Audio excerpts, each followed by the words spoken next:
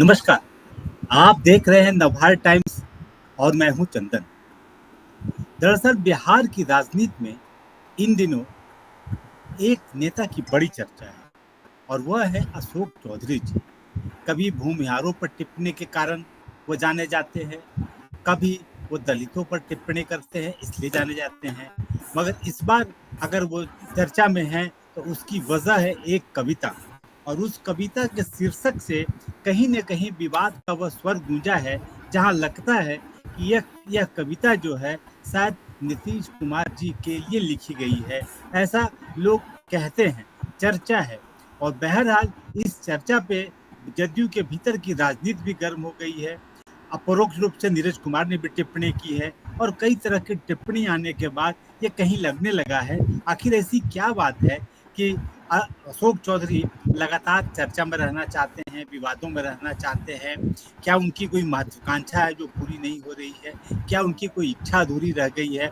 ऐसे कई सवाल हैं जिस पर हम बात करेंगे और हमारे साथ जुड़ चुके हैं इस बहस में भाग लेने के लिए वरिष्ठ पत्रकार दीपक कोचगेवे जी। आपका बहुत बहुत स्वागत है सर। हम बहस की शुरुआत करते हैं आपसे, इसके बाद अरुण यादव जी जुड़ेंगे और फिर सीपीआई के भोला पासवान जी जुड़ेंगे। बहरहाल दीपक कोचगेवे जी, इस प्रसंग में क्या लगता है जो कविता के बहाने जो विवाद छिड़ चुका है बिहार की राजनीति में, उसकी दिशा क्या है? देखिए चंदन जी, हमने बढ़ती उम्र में भी उम्मीद नहीं छोड़ी है।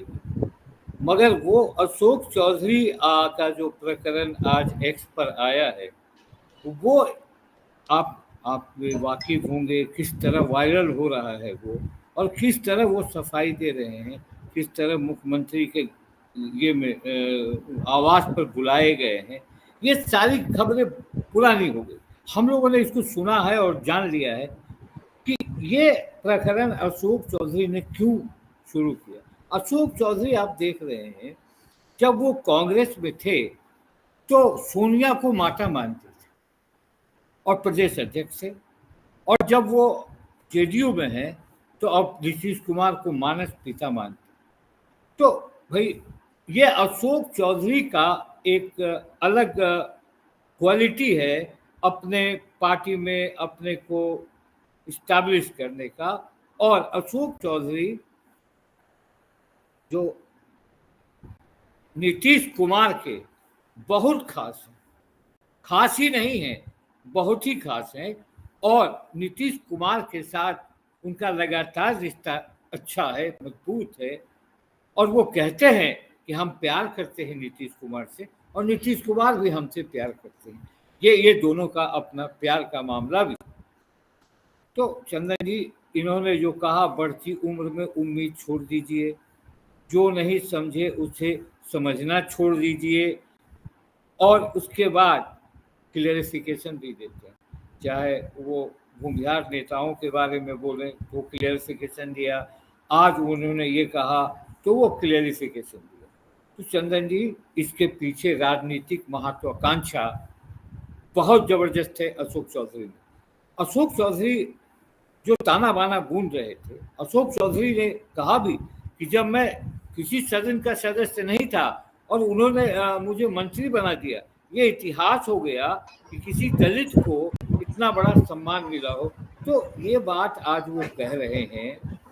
आगे जब हम चर्चा करेंगे तो आगे बताएंगे, मगर अभी फिलहाल जो वो कह रहे हैं कि ऐसे लोग मूर्ख हैं, लोग समझते नहीं, तो वो सबसे बड़े चालाक हैं, और जो पत्रकार वहां खड़ा है वो मूर्ख है। तो उन्होंने कहा कि मैंने इस कॉन्टेक्स्ट में किया।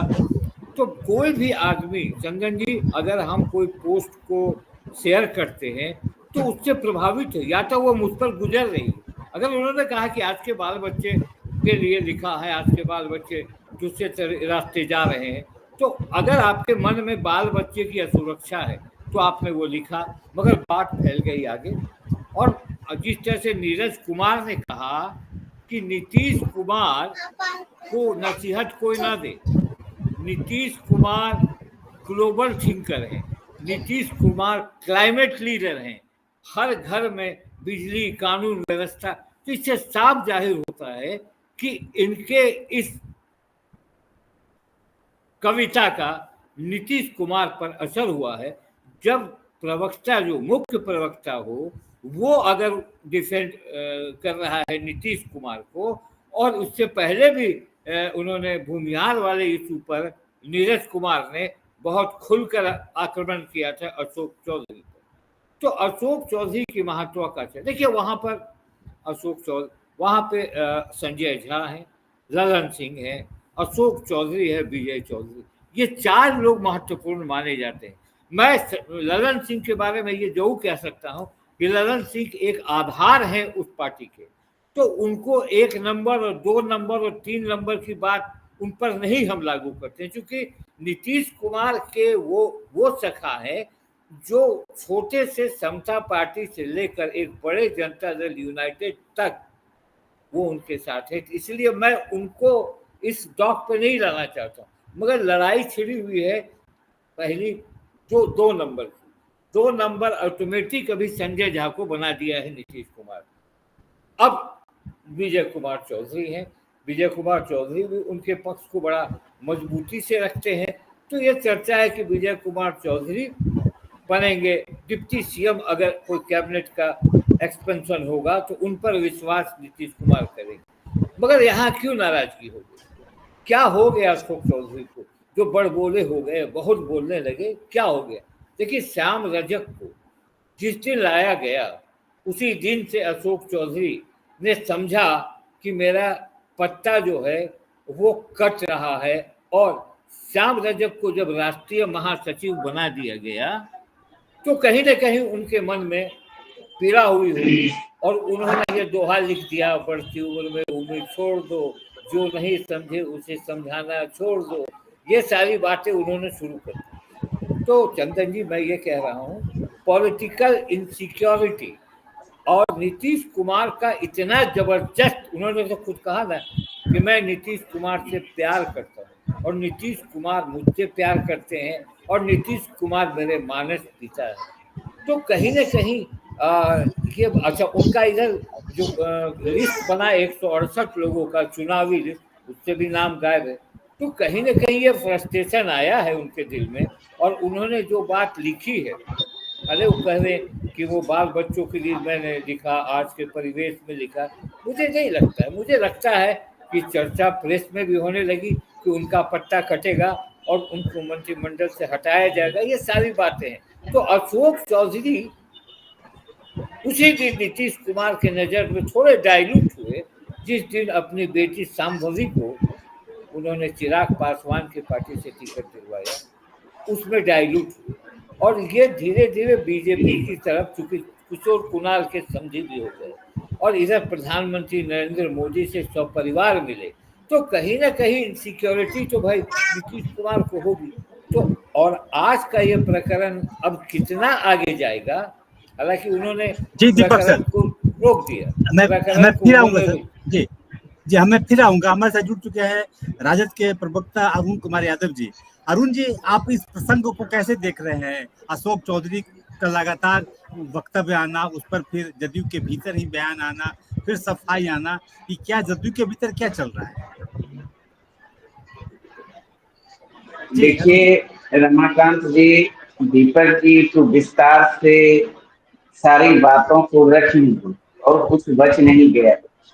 जो हम रखते वो सारी बात करीब करीब उन्होंने जो रखा है, निश्चित रूप से जितना हम जोड़ने के बाद उनको सुन पाए, 100% उनका जो अपना व्यक्तिगत विश्लेषण है पूरे प्रकरण को लेकर सही है। निश्चित रूप से धुआं तभी उठती है जब आग लग गया, बगैर आग लगे धुआं उठ नहीं सकता।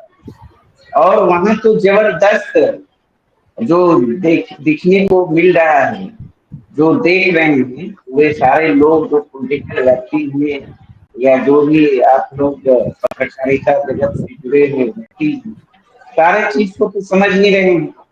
वहाँ अलग अलग टीम है, ग्रुप बन चुका है, खेमा बंदी हो चुका है। 3-4 खेमे में आज की तारीख में जदयू बटा हुआ है और अपने आप को स्थापित करने की लड़ाई वहां शुरू हो चुकी है पहले से। और जिस हालात में नीतीश कुमार जी आज की तारीख में है, नहीं बोलना चाहिए हमें, वो जग जाहिर है, कहने की जरूरत नहीं है। और किस रूप से वो असहाय हो चुके हैं। वो तो प्रॉन्टर पे प्रॉन्ट पे चल रहे हैं।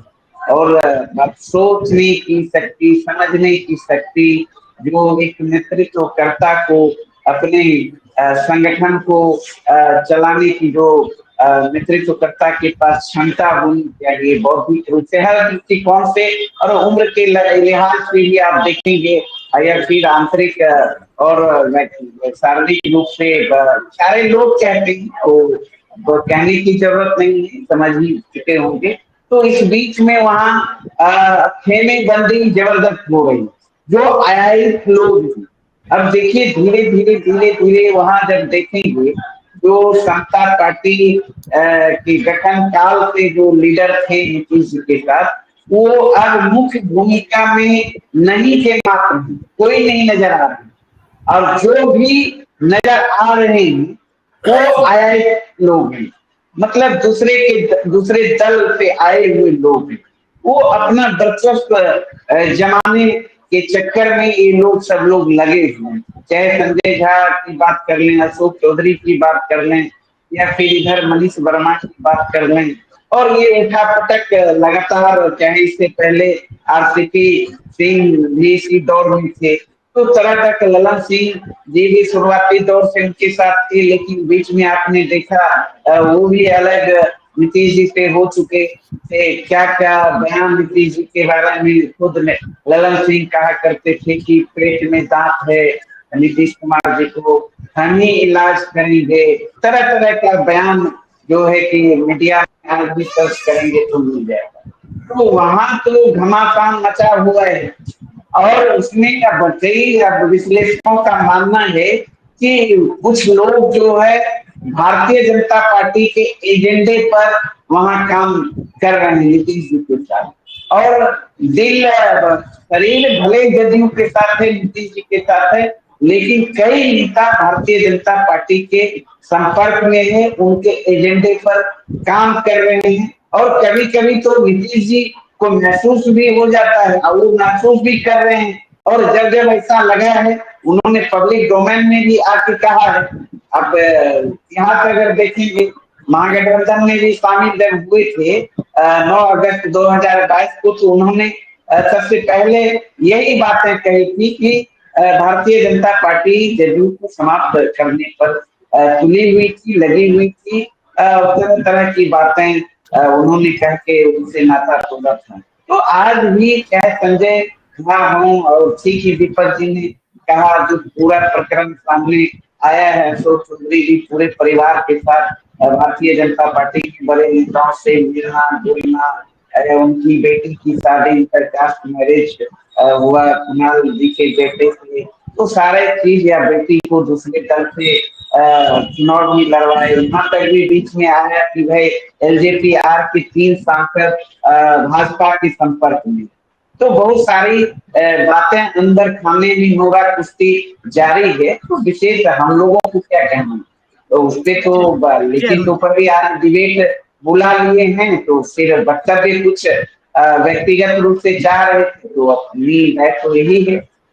जी अरुण जी, हाँ दीपक जी से बात। दीपक सर आपसे जानना चाहते हैं कि जदयू में एक हमेशा यह कहा जाता है कि 2 पोल पर राजनीति हमेशा होती रहती है, कभी कोई पोल आगे चला जाता है, कभी कोई पोल आगे चला जाता है, क्या यह उसी का हिस्सा है? एक बार और सवाल जी। जी, कि जदयू के भीतर यह चर्चा होती है कि नीतीश कुमार हमेशा 2 पोल पर राजनीति करते हैं, 2 पोल के बीच की राजनीति करते हैं, कभी इस पोल को साथ देते हैं, कभी उस पोल को साथ देते हैं।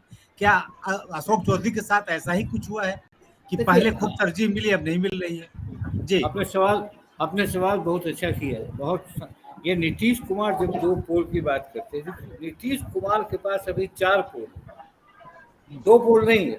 और नीतीश कुमार जरूर अपने स्टेबिलिटी को, अपने पॉपुलैरिटी को कहीं ना धक्का लगे उसको लेकर अल्टरनेटिव चलते हैं।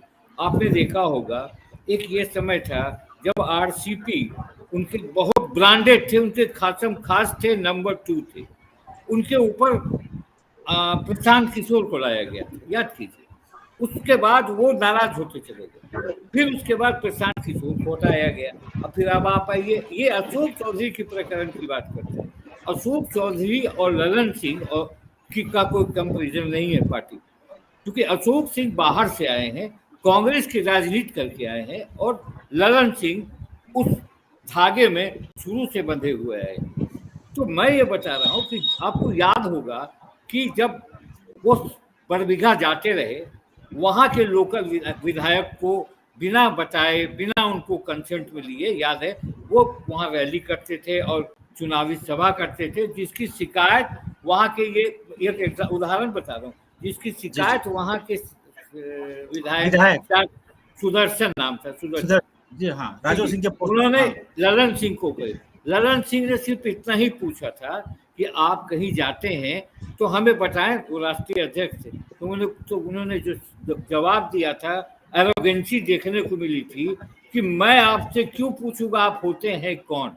तो उस दिन से ललन सिंह को छोटा करने का दिमाग उनका चला था। नीतीश कुमार इस तरह से खेल जरूर करते हैं और वो चीजों को लेकर वहां से चला। अब यहाँ आप आ जाइए, अब ललन सिंह चले गए मंत्रिमंडल बनने, तो naturally one man one post था, बहुत सारी बातें हुई कि ललन सिंह को वहां से हटाया गया है, खुद आ गए हैं, तो वन मैन वन पोस्ट है। मगर ललन सिंह जब उस कार्य समिति में है, 168 की लिस्ट में पहला नाम Nitish Kumar, second man Sanjay Jha end third man Lalan Singh.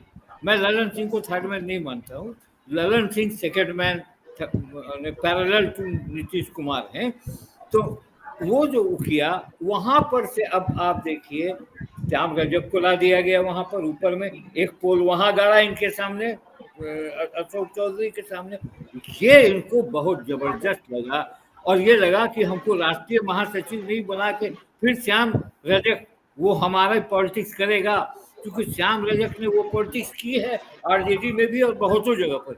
और अशोक चौधरी की वो पॉलिटिक्स नहीं रही, उनकी पॉलिसी सोफिस्टिकेटेड दलित नेता के रूप में हम मानते हैं, वो सोफिस्टिकेटेड दलित नेता रहे हैं। और इनके यहाँ जो संबंध भी इनके यहाँ लोगों का हुआ, आपने देखा अपनी बेटी का शादी उन्होंने किशोर कुणाल के यहाँ किया, ये सारी बातें रही। तो अब ये भी गुस्सा है, मगर वो जो कह रहे हैं कि उन्होंने कहा कि वो आजकल के बाल बच्चे नालायक होते जा रहे हैं, इसीलिए ये पोस्ट मैंने उन्हें डेडिकेट किया। और मैंने कहा कि अगर मेरे दिल में कुछ वैसी बात होगी तो मैं जरूर वो पोस्ट डेडिकेट करूंगा और बताऊंगा कि मेरे दिल में ये हलचल है, और ये हलचल को मैं बता रहा हूँ पोस्ट के थ्रू, अपने बच्चों को भी, अपने और लोगों को भी। तो ये जो नीतीश कुमार का पोल वाला गेम है, आज से नहीं शुरू से है।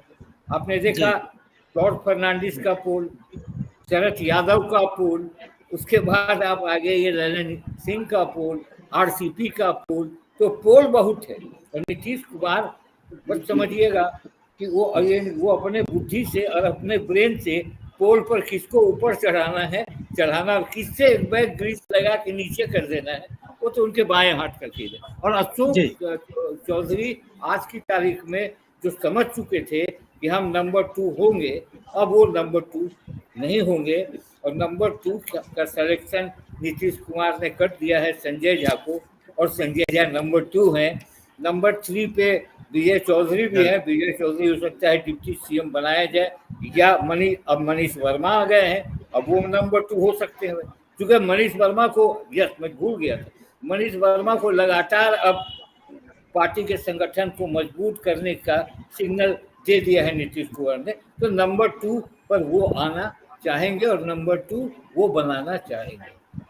जी दीपक सर, अरुण जी, क्या लगता है कि आपके यहाँ से श्याम रजक आए हैं, वो उनके कहते हैं कि रुष्ट होने का कारण है अशोक चौधरी का, कहीं न कहीं एक दलित नेता का जो छतरी था वो थोड़ा उनकी कमजोर नजर आई श्याम रजक के सामने?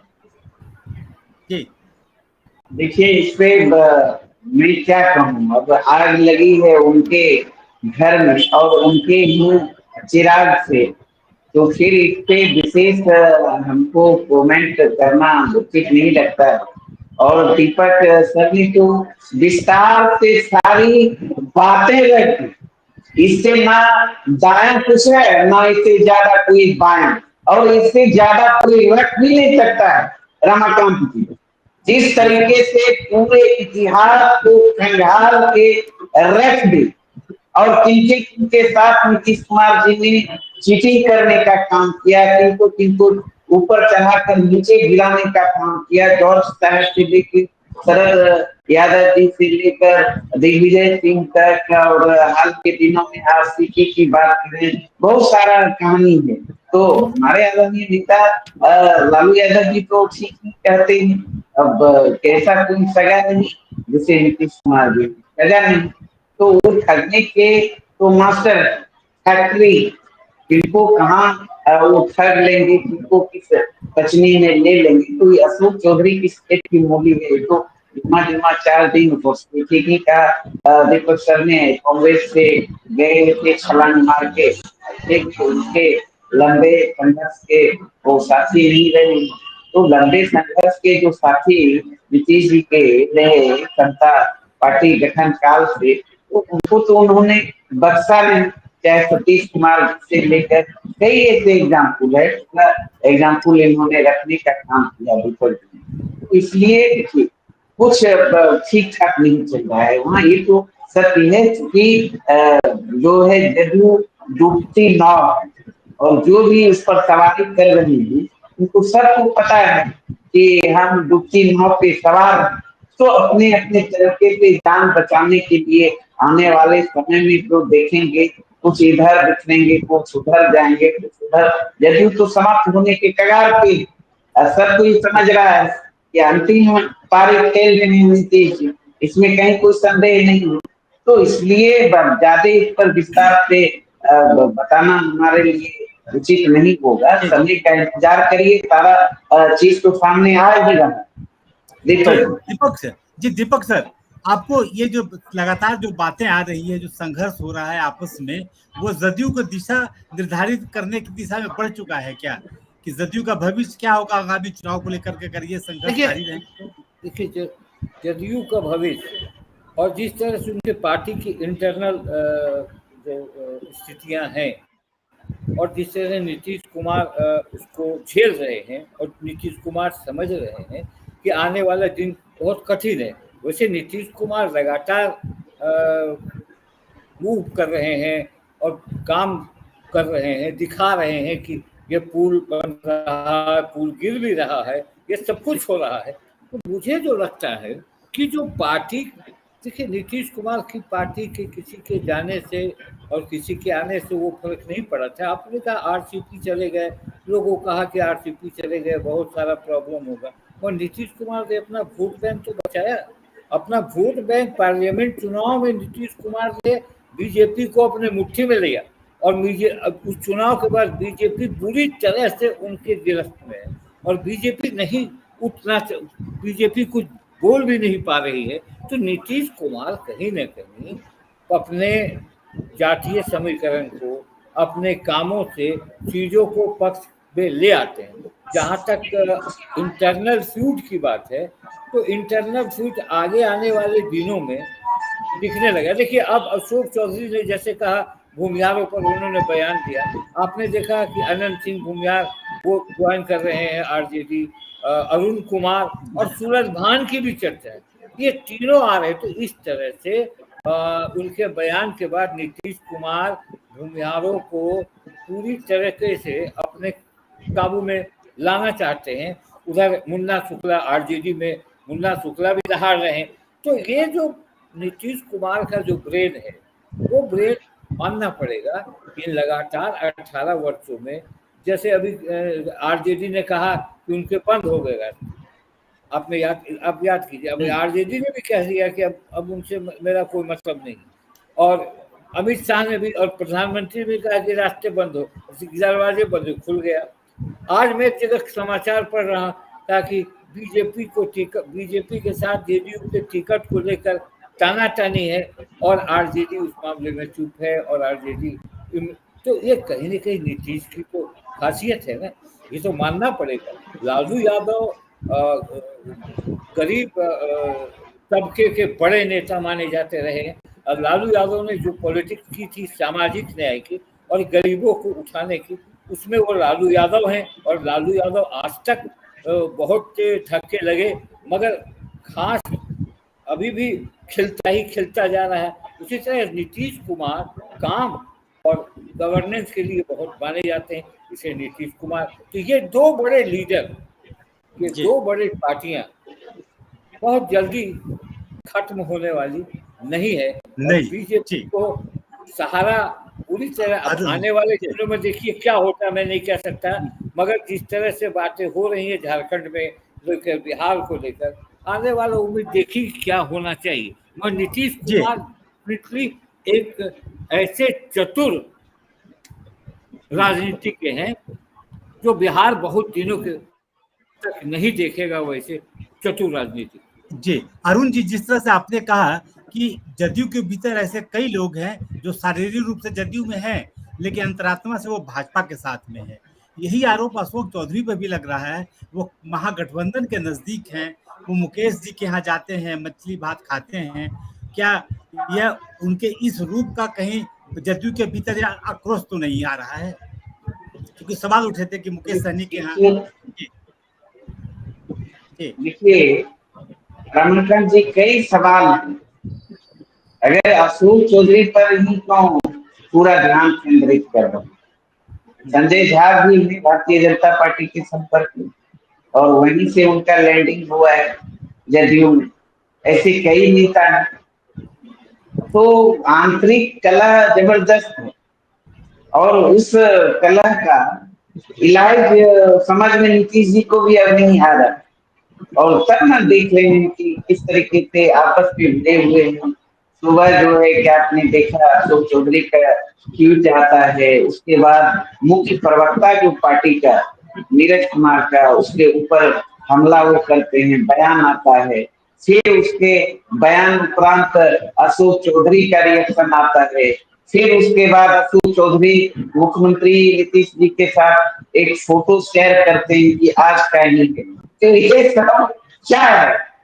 ये सब एक दूसरे को अब आपस में और अपने आप को जो है कि दिखाना चाह रहे हैं कि अशोक चौधरी जी के में नीतीश जी के करीबी हैं। तो फिर एक तरफ ट्वीट, तो फिर उस ट्वीट पर हमला जदयू के प्रवक्ता करते हैं और अन्य, तो बहुत सारी बातें हैं। हर दृष्टिकोण से देखेंगे तो बिल्कुल बुरा स्थिति है और इस स्थिति से अब जदयू उबरने वाली नहीं है।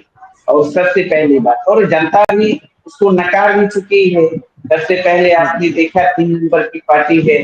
नीतीश जी देश के राजनीतिक इतिहास में उनको बस सिर्फ अविश्वसनीय चेहरा के रूप में लोग याद करेंगे। दीपक जी एक बात बोले तो उस बात पे सहमत नहीं है। उनकी राजनीति किस तरह से बिल पेंडी के लोटा की तरह रहा, देश और दुनिया देखा है ना, तो अविश्वसनीय चेहरा है। कोई नीति नहीं, कोई सिद्धांत नहीं, कुर्सी की राजनीति करती, कोई मतलब नहीं है जन सरोकार की राजनीति। अब हाल फिलहाल आपने देखा है, तो ये सारी बातें हैं और इसलिए बस अंदर खाने भी अब यहाँ तो लगता है कि अब जदयू बीजेपी के अंदर भी थोड़ा कुश्ती जारी है। कई मंचों पर आप देखेंगे तो कई तरह की दूरियां नजर आ रही है। तो ये चीज देखने वाली बात है उस समय। जी दीपक सर, जिस तरह से नीतीश कुमार जी अशोक चौधरी के प्रति लगातार प्यार व्यक्त करते रहे थे, आपको याद होगा कि 2 पत्रकारों की मुड़ी लड़ा दी थी, फिर एक कार्यक्रम में उन पर फूल छिड़क दिया था। तो क्या ऐसा लगता है कि मुकेश सहनी के मिलने के बाद उनका वजन जो है जदयू के भीतर कम हो गया? मुकेश सहनी से अशोक चौधरी मिले थे। अशोक चौधरी की जो मुलाकात है, देखिए मुकेश सहनी अब एक अलग फैक्टर बनते जा रहे हैं। देखिए मुकेश सहनी अब बार्गेन करने की स्थिति में आ रहे हैं। उनको दोनों तरफ से लड्डू है, इधर से भी और इधर से भी। तो वो चाह रहे हैं कि हम किसी तरह से अब अपनी बार्गेनिंग करें। अभी तक वो तेजस्वी के साथ है, मगर मुझे नहीं लगता है कि आने वाले दिनों में वो रहेंगे तेजस्वी के साथ कि नहीं रहेंगे, ये आने वाली बात समय बताएगी। और जहाँ तक दोनों की मुलाकात का मामला है, देखिए हम मुकेश सहनी को लीडर जरूर मानते हैं, लीडर मानते हैं, मगर एक कैटेगरी में जो लीडर होना चाहिए, जैसे लालू प्रसाद यादव हैं जो अपने कौम एक समूह को लेकर चलते हैं, नीतीश कुमार समूह को लेकर चलते हैं, उपेंद्र कुशवाहा भी अपने एक समूह को लेकर चलते हैं। अभी इनमें थोड़ा बचपना है, इनका जो पॉलिटिक्स है वो पॉलिटिक्स धारदार नहीं होगा, क्योंकि जो धारदार होना था, आपको अगर 3 सीट आरजेडी ने दिया तो तीनों में आप हार चुके, और आप जब हार गए हैं तो नेचुरली जो आपका एलआई पार्टी है वो समीक्षा करेगा कि भाई जब उनको लेकर हम आए तो उनके तरफ से तो एक सीट भी नहीं चला, तो एक सीट भी नहीं निकाल पाए, तो हम आगे ले जाके विधानसभा में क्या करेंगे, नहीं होगा। तो ये आरजेडी के लिए बहुत बड़ा सेटबैक नहीं होगा मुकेश सहनी, सेटबैक होगा मुकेश सहनी को। अब मुकेश सहनी नीतीश की भी बड़ाई करते हैं, अब नीतीश के पास जाएंगे, तो नीतीश कुमार इस मामले में माहिर खिलाड़ी हैं। आपको याद होगा जब चुनाव आता है, आपने देखा कांग्रेसियों को कैसे तोड़ा था उन्होंने, कांग्रेसियों को तोड़ लेते हैं, कभी आरजेडी के लोगों को मिला लेते हैं। श्याम रजक को टाइम पर, आपको याद होगा कि जब 2010 में उन्होंने इम्पोर्टेंट लोगों को अपने पाले में किया था, जो लालू के करीब थे, रामविलास के करीब थे। लालू के करीब यही श्याम रजक थे, उनको आपने अपने साथ बुला लिया। रामविलास के सर्वा थे संजय सिंह एमएलसी, उनको अपने पार्टी में बुला लिया था। तो ये एक गिमिक होता है, एक तरीका नीतीश कुमार का होता है कि उनकी बातों को जानना। तो मुकेश सहनी और इनके मिलने का कोई ये नहीं है। और मुझे जो लगता है कि अशोक चौधरी पर हम इतने बहस कर दिए, नीतीश कुमार किस तरह से उनसे मिलते हैं, जिस तरह से उनसे एक बार तो गले लगाकर आपने देखा होगा कि ऐसे उनके सर को उन्होंने ऐसे किया, आज भी सुनते हैं कि बड़े, तो उनके परिवार या अशोक चौधरी से उनसे बड़ी निकटतम है, और मुझे नहीं लगता है कि कोई ऐसी कार्रवाई होगी। अशोक चौधरी ने अपना पक्ष रख दिया। इस समय चूंकि समाप्त हो रहा है, बहरहाल जदयू के अंदर जो बातें सामने आ रही है उसका स्वरूप आगे जाके तय होना है। यह स्वरूप क्या होगा ये आने वाले दिनों में पता चलेगा, लेकिन इतना जरूर है कि मतभेद जो है वो चरम पर है। बहरहाल तब हम उन सवालों के साथ एक बार फिर आपके साथ होंगे। इस बहस में भाग लेने के लिए वरिष्ठ पत्रकार दीपक कोचकवे जी को बहुत बहुत धन्यवाद, अरुण कुमार यादव जी को बहुत बहुत धन्यवाद। हम फिर मिलेंगे नए सवालों के साथ। जी नमस्कार।